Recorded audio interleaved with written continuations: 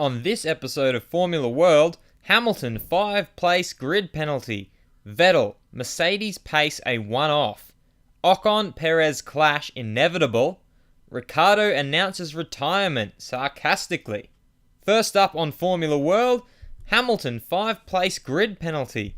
Lewis Hamilton is set to receive a 5-place grid penalty for an unscheduled gearbox change. This means he will not be starting from pole position regardless of his performance in qualifying.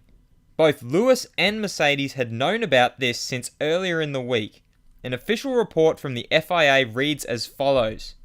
Hamilton did finish the race in Baku, and this gearbox change was before the 6 consecutive events expired. As this is not in compliance with Article 23.5A of the 2017 Formula 1 sporting regulations, I am referring this matter to the stewards for their consideration. This comes off the back of former F1 driver Mark Webber stating that he believes drivers shouldn't be punished for team issues. Webber thinks that the team should take the penalty and not the driver to keep the races entertaining.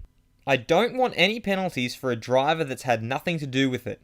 It's hard enough to get the quality at the front of the grid as it is, let alone having guys diluted down the back through no reason of their own. Find a way that you don't hurt the driver, constructors' points, whatever. There have been so many ridiculous penalties over the last 5 years that the driver has had nothing to do with, and it's had a big impact on how the weekend would have been in terms of entertainment. During the press conference on Thursday, Hamilton shared his opinion on Webber's comments, and by this stage he was aware of his own penalty. I understand his point, but I imagine it is difficult to implement that. You're a team. If a driver makes a mistake, the team loses points. Ultimately, if it's a team, collective mistake, or when reliability hits, it hits you all together. And also, if you have an engine issue and you get a brand new one and you don't take a penalty, you gain an advantage on power quite often.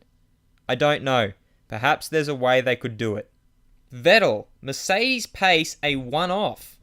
Championship leader Sebastian Vettel believes that Mercedes' pace in Baku wasn't indicative of a gap opening up between themselves and Ferrari, stating that it was merely a once-off. Baku, I think, was a one-off in many ways. Sunday was okay, and generally Sundays have been okay.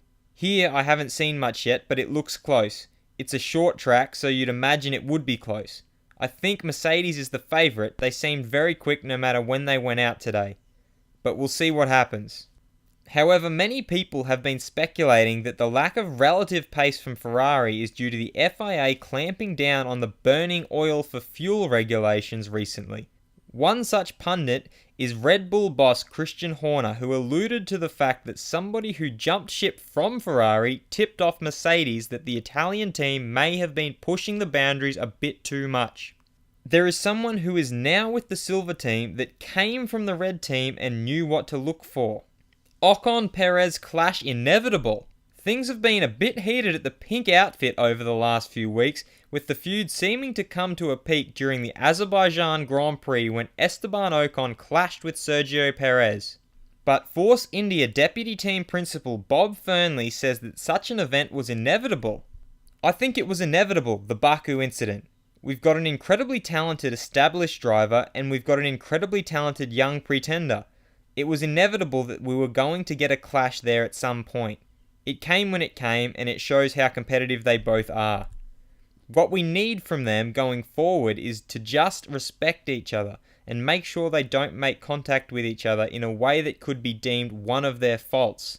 All we're looking for is respect. We have a very clear policy in Force India where the lead driver gets preference, so from my side, we let them race. Ricciardo announces retirement sarcastically. Daniel Ricciardo has sarcastically announced his retirement from Formula 1 after achieving his goal of winning 5 Grand Prix.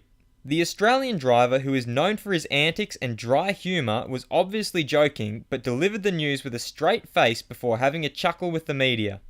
Yeah, I mean, for me personally, I always said I want to win 5 races and retire, so I'm probably not going to compete this weekend. I think I'm done. So it's changed pretty dramatically, my position in the sport. Beyond that, for the team, I guess, well, yeah, they've got to find another driver. And but also, you know, okay, there's the stress of finding someone else, but then it's also a big confidence boost. You know, they got to win before the summer break, so it's been good. Should drivers be penalised for car issues? Let me know what you think in the comments, and if you like this video, feel free to subscribe and check out my other videos for all the latest in the world of Formula 1.